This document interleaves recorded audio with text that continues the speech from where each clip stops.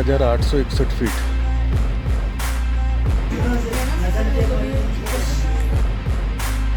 हम आ गए हैं वर्ल्ड हाईएस्ट कैफे।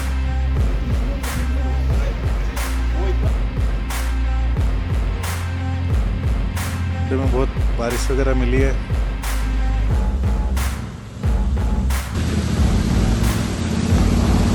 बस थोड़ी देर में हम रूम पे पहुंच जाएंगे। ये गुड मॉर्निंग दोस्तों, आज सुबह हो चुकी है। हम आए हैं नाको मोनेस्ट्री में। ये नाको मोनेस्ट्री स्पीति की सबसे खूबसूरत और शांत जगहों में से एक है।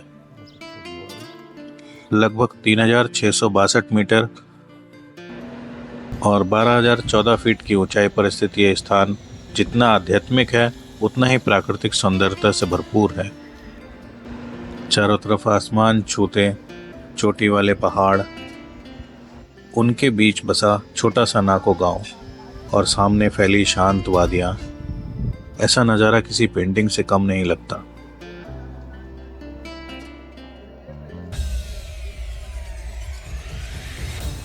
आज हमारा नाको है बुधवार 8 तारीख।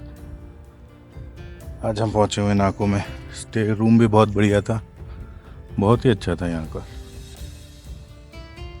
बाकी हम आ गए हैं, देखो नज़ारा तो यहाँ बहुत ही बढ़िया है।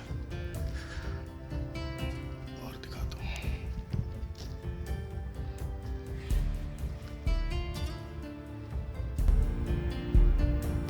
नीचे एक गधा खड़ा हुआ है।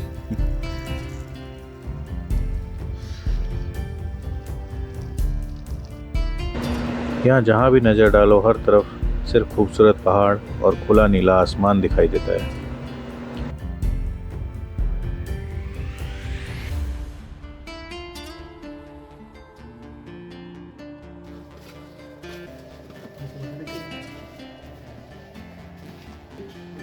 Monastery shop.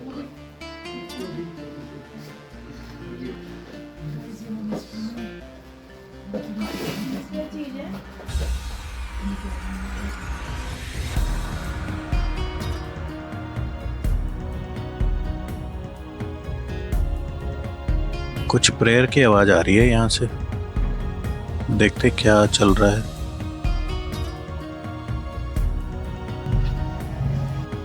कुछ चल रहा है अंदर रिकॉर्डिंग बना है।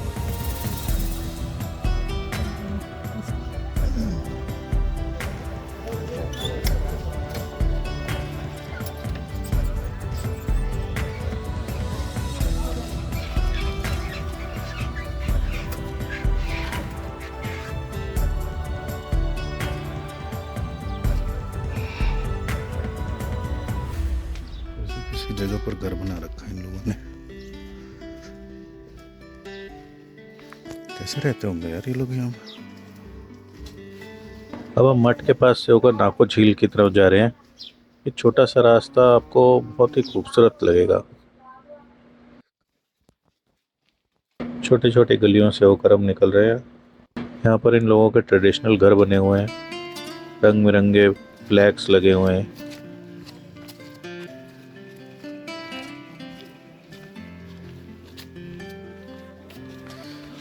पहुंच गए लेक।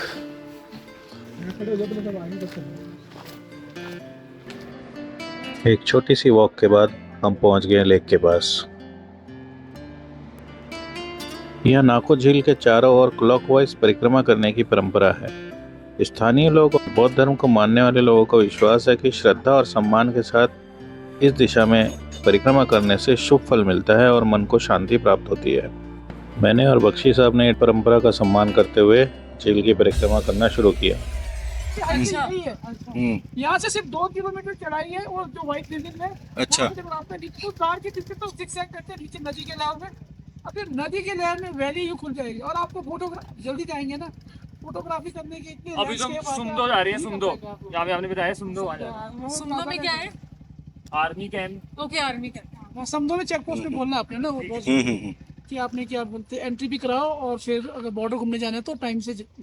और आगे लैंडस्केप इतना बढ़िया आएगा ना, आप हर जगह मोड़ते भैया उन्होंने मना करा तो कि अभी नहीं कुछ ऐसा। व्यू जाओ। हाँ भाई रेडी, गुड। सब तैयार हो चुके हैं। 10 के करीब तो बज ही गए। अब यहाँ नाकों से निकलेंगे और आगे तिब्बत बॉर्डर के पास पहुँचेंगे।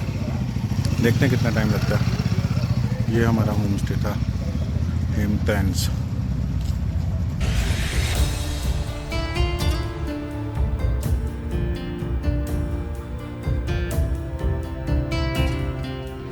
हम यहाँ पर तिब्बत बॉर्डर के पास, चाइना बॉर्डर के पास पहुँच गए। यहाँ पर हमारी एंट्री होगी, फ़ोटो वगैरह खींचेगी और लाइसेंस और आधार कार्ड वो रख लेंगे।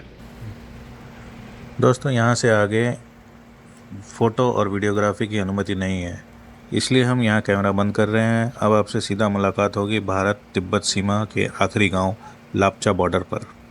चलिए आगे का सफ़र जारी रखते हैं। लैपचा बॉर्डर पहुँच गए भाई साहब। लैपचा 12,861 फीट।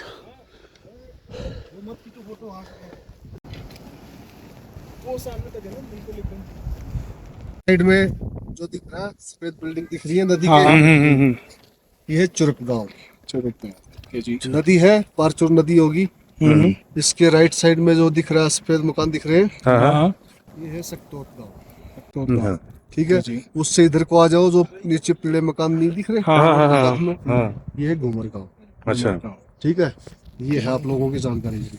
और ये जो पीला पैच सा दिख रहा है रोड के साथ में, मिट्टी, हाँ जी, इसके ऊपर देखो सिल्वर शायद दिख रहा है। एक वो कोने में देखो वो लगा रखे है ऊपर ऊपर ऊपर, हाँ जी, वो रोबोट टाइप का लगा रखा है। देखो कैमरा, रोबोट टाइप क्या काम है उसका? इसमें जूम कर।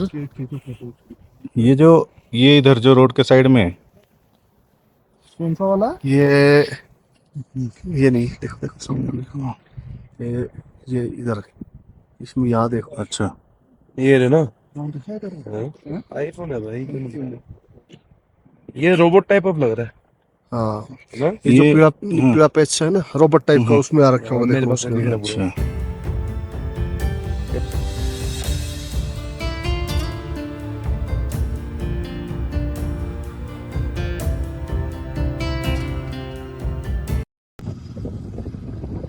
ड्रैगन लग रहा है यार, ये इधर वाला तो।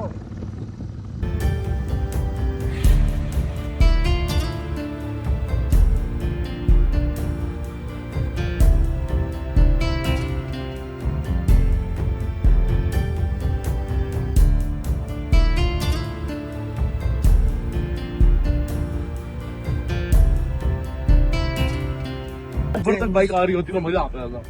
यहाँ ऐसे यहाँ बाइक खड़ी करके ना उल्टी खींचते फोटो उड़ेगी। Drone flying not allowed. Drone flying नहीं ना, वो बोल रहे हैं ऐसे हाथ पकड़ेंगे आपके बंदे के हम, चक्री बनाएंगे चक्री। जो एक्शन कैमरा हम सस्ते लेके घूम रहे हाँ, मेरे मम्मी मम्मी मम्मी प्लानिंग तो सेम ही है।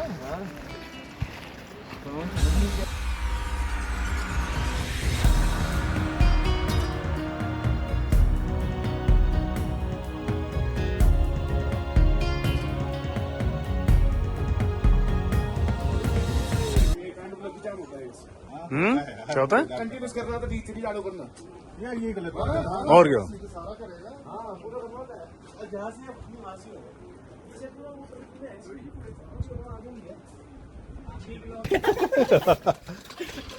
भाई हाई एल्टीट्यूड का सदमा चढ़ गया। ये भैया मैं कह रहा हूं हाई एल्टीट्यूड का स्लो लग रहा टायर चेक कर रहे हैं। चलो एक्सीडेंट हो जाएगा। अलाइनमेंट लगा कि भाई मेरे को देख देख के ना चक्कर आ गया। वो चक्कर आ रहे हैं, ये गोल गोल आके घूमे जा रही है।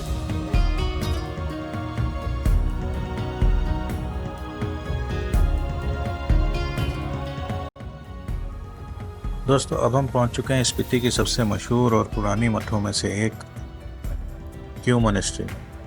लेकिन इस जगह को खास बनाती है सिर्फ इसकी खूबसूरती नहीं, बल्कि यहाँ मौजूद करीब 500 साल पुरानी प्राकृतिक मम्मी। पहाड़ों के बीच बसा ये छोटा सा गांव बाहर से जितना शांत दिखता है, उसके अंदर उतनी ही रहस्यमय कहानियां छिपी हुई हैं। कहा जाता है कि यहाँ बौद्ध भिक्षु सांगा तेंजिन ने लोगों की भलाई के लिए गहरे ध्यान में बैठकर अपने शरीर का त्याग किया था सबसे हैरानी की बात यह है कि उनका शरीर बिना किसी रासायनिक प्रक्रिया के आज भी काफ़ी हद तक सुरक्षित है। 1990 के दशक में आए एक भूकंप के बाद जब ये स्थान खुला, तब इस मम्मी के बारे में दुनिया को पता चला। आज ये मम्मी शीशे के एक विशेष कक्ष में सुरक्षित रखी गई है। इसे देखने के लिए देश विदेश से लोग यहाँ आते हैं। लेकिन दोस्तों, यहाँ आकर सिर्फ मम्मी देखना ही खास नहीं है। इस मठ के चारों ओर फैले बर्फीले पहाड़, ठंडी हवा, गहरी खामोशी और आध्यात्मिक माहौल मन को एक अलग ही सुकून देता है। ऐसा लगता है जैसे समय यहाँ धीमा पड़ गया है। अगर आप स्पीति की यात्रा कर रहे हैं तो व्यू मठ को अपनी लिस्ट में जरूर शामिल करें। यहाँ इतिहास, आस्था और रहस्य तीनों का अनोखा संगम देखने को मिलता है। बस एक बात का और ध्यान रखें, यहाँ की धार्मिक परंपराओं और स्थानीय नियमों का सम्मान करें, और अगर कहीं फोटोग्राफी की अनुमति ना हो तो उसका पालन जरूर करें।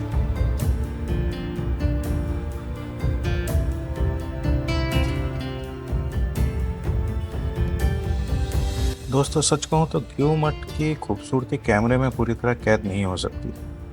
यहाँ चारों तरफ फैले ऊंचे पहाड़, साफ नीला आसमान, ठंडी हवाएं और गहरी खामोशी इस जगह को किसी जन्नत से कम नहीं बनाती। यहाँ खड़े होकर ऐसा लगता है जैसे समय कुछ पल के लिए थम गया हो।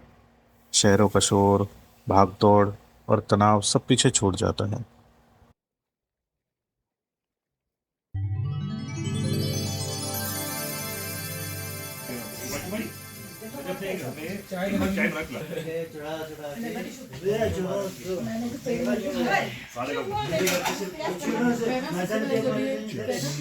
चीयर्स।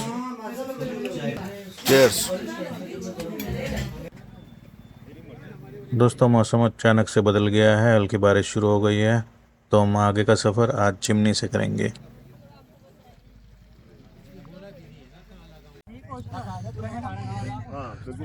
लांगसा की मोनेस्ट्री में पहुंच गए आज। ये तो अच्छा हुआ जिमनी से आ गए, रास्ता बहुत ही ख़राब था, चढ़ाई भी बहुत ज़्यादा थी और हल्की हल्की बारिश भी हो रही है। रास्ते में कीचड़, स्लश ज़्यादा लगता।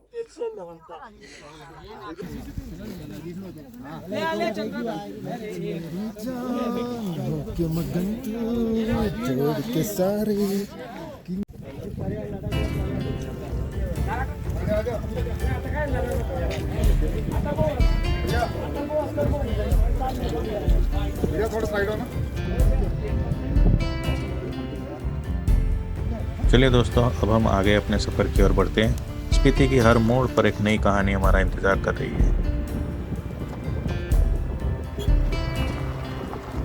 यहाँ हर पहाड़ का रंग अलग दिखाई देता है। कहीं धूप पड़ते ही चांदी जैसा चमकता है, तो कहीं सुनहरा, कहीं हल्का भूरा। जैसे जैसे बादल और सूरज अपनी जगह बदलते हैं, वैसे वैसे पूरा नज़ारा भी बदल जाता है। यकीन मानिए दोस्तों, स्पीति सिर्फ घूमने की जगह नहीं है, ये एक एहसास है। यहाँ आकर समझ आता है कि प्रकृति की असली खूबसूरती शोर में नहीं बल्कि खामोशी में छुपी होती है।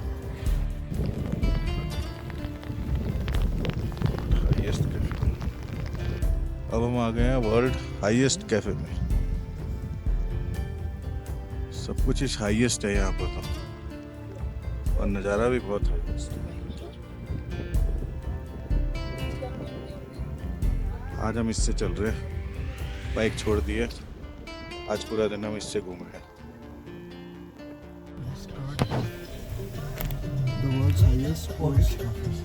वो देखो एक फोटो ले लेते हैं यहाँ पे। थोड़ा वो वहाँ आ जाएगा। ये सेम वहाँ भी लिखा हुआ है। ठीक ठीक टू है। विश्व की सबसे ऊंचाई पर स्थित हिक्किम डाकघर। वो इतना ड्रेसअप हो गया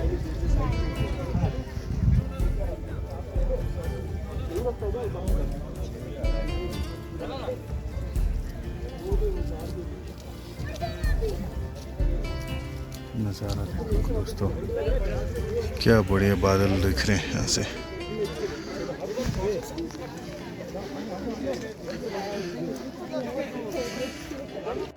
सिक्किम का पोस्ट ऑफिस काफ़ी ऊंचाई पर है, सांस फूल रही है।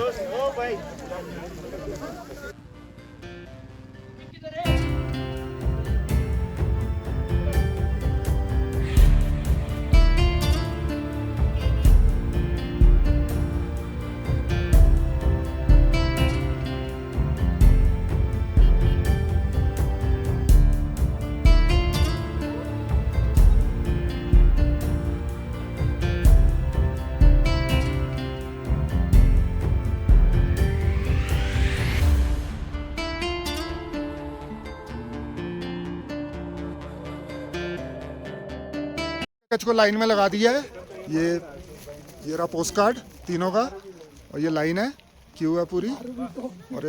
और गोपाल जी चिट्ठी पोस्ट कर दी आपने? चिट्ठी हो गई है, अभी पोस्ट कर रहे हैं। नज़ारा देखो जरा, बारिश भी हो रही है और क्या मौसम है। ये नज़ारा है यहाँ का वर्ल्ड हाईएस्ट पोस्ट ऑफिस का।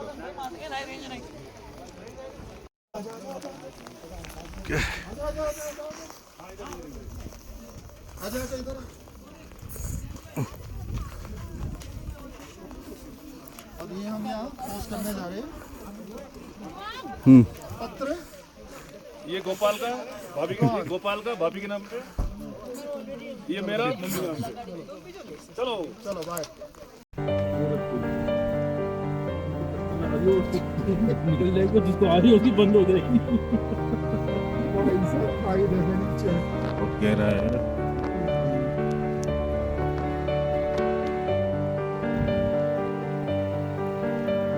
इसको समेत करेंगे क्या यार? फाइनली हम पहुंच चुके हैं चीचा ब्रिज। ये नीचे खाई देखो कितनी बड़ी है।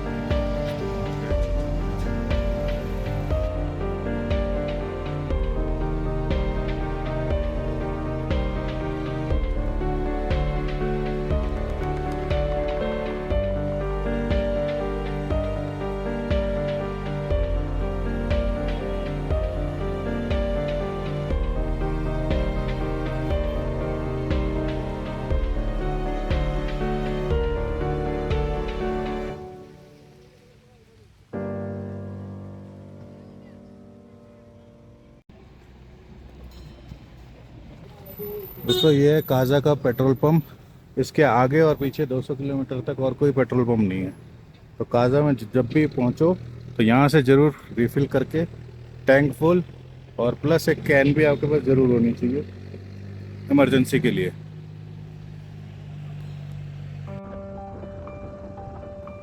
गुड मॉर्निंग दोस्तों, आज हमारी स्पीति राइड का सबसे रोमांचक और शायद सबसे चुनौतीपूर्ण दिन होगा। आज हम काजा से मनाली की तरफ निकल रहे हैं। इस रास्ते के बारे में जितना सुना है उतना जोश भी है और डर भी है। कहते हैं कि काजा से मनाली का रास्ता पूरे स्पीति सर्किट का सबसे कठिन रूट है। लंबे लंबे ऑफ रोड सेक्शन, पानी के नाले, पत्थरों से भरे ट्रैक, ऊंचे दर्रे, हर मोड़ पर एक नई चुनौती इंतजार कर रही है। सच बताऊं तो मन में बहुत डर भी है। बार बार यही सोच रहा हूं कि मेरी सुपर मेट्योर इस रास्ते को आराम से पार कर पाएगी भी या नहीं। हम मनाली कब पहुंचेंगे, कितनी देर लगेगी, रास्ते में क्या क्या देखने को मिलेगा, फिलहाल किसी भी सवाल का जवाब मेरे पास अभी नहीं है। लेकिन शायद यही तो एक असली एडवेंचर है, जब मंजिल से ज़्यादा सफ़र यादगार बन जाता है। दोस्तों अभी निकले हुए ज़्यादा समय भी नहीं हुआ था कि हमारी परीक्षा शुरू हो गई। सामने आया था पहला बड़ा वाटर क्रॉसिंग। सच बताऊं तो यहाँ सड़क नाम की कोई चीज़ ही नज़र नहीं आ रही है। चारों तरफ सिर्फ बहता हुआ पानी है और पानी में बड़े बड़े पत्थर। ओ भाई, अभी तो वाटर क्रॉसिंग का डर ख़त्म भी नहीं हुआ था कि अब सड़क पूरी तरह कीचड़ से भरी हुई है। जहाँ देखो वहाँ सिर्फ गीली मिट्टी, गहरे गड्ढे और फिसलन ही फिसलन। हर सेकंड यही डर लग रहा है कि कहीं टायर स्लिप ना हो जाए, कहीं मैं गिर ना जाऊं। ऊपर से बाइक पूरी तरह सामान से लदी हुई है। बैलेंस बनाकर रखना बहुत मुश्किल हो रहा है। लेकिन हम आए भी तो इसीलिए थे यहाँ पर कि हमें ऐसे रास्ते मिलेंगे।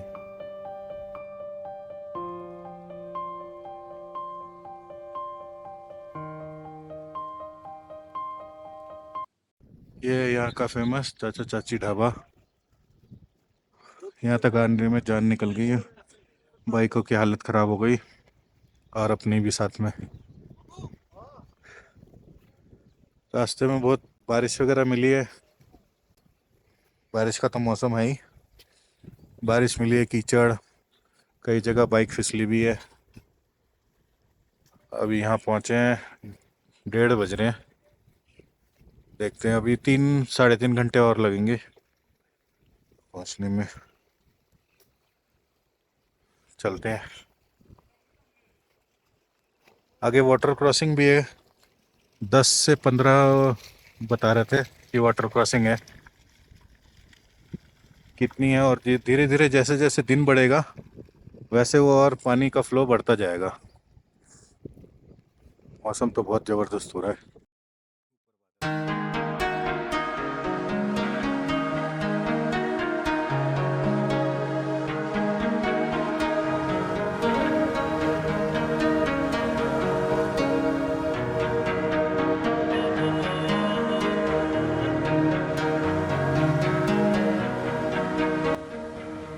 हर वाटर क्रॉसिंग पार करने के बाद जो सुकून मिल रहा है वो शब्दों में बयान करना बहुत मुश्किल है।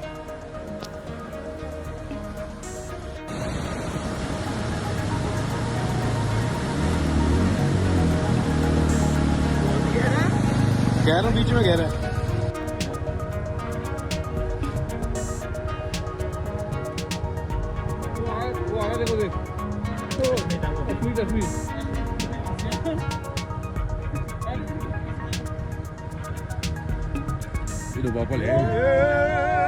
पापा जी है तो लगे चलेगा,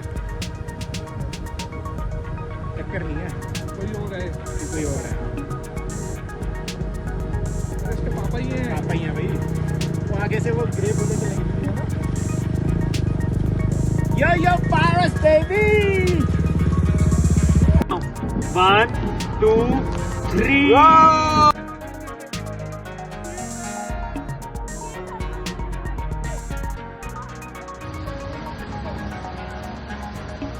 खुद पर भरोसा भी है कि धीरे धीरे संभल कर हम ये सफ़र पूरा कर लेंगे। उम्मीद है आज का दिन हमें ऐसे नज़ारे और ऐसे अनुभव देगा जिसे हम ज़िंदगी भर नहीं भूल पाएंगे। आप भी हमारे साथ इस पूरे सफ़र का हिस्सा बनिए। तो चलिए देखते हैं दोस्तों कैसा रहता है आज का हमारा ये सफ़र।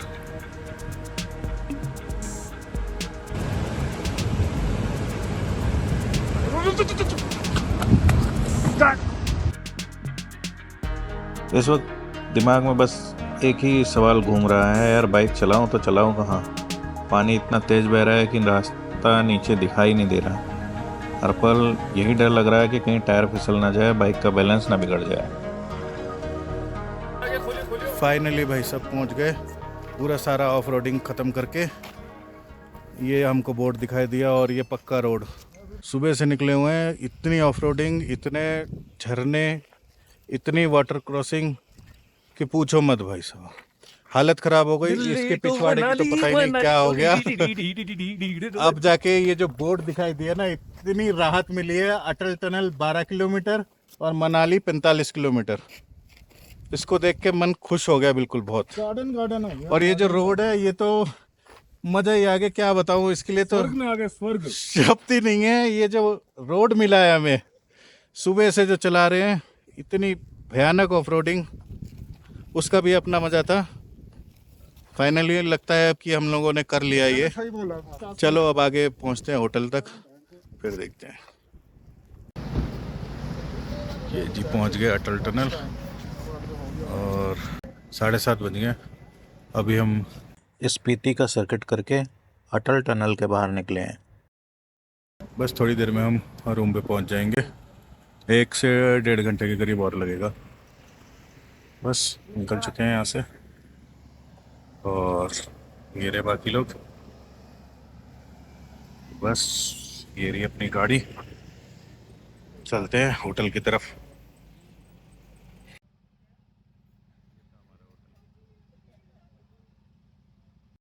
दोस्तों स्पीति की राइड आज यहीं ख़त्म होती है। आज सैटरडे, वापस आज निकल रहे हैं हम यहाँ से दिल्ली के लिए।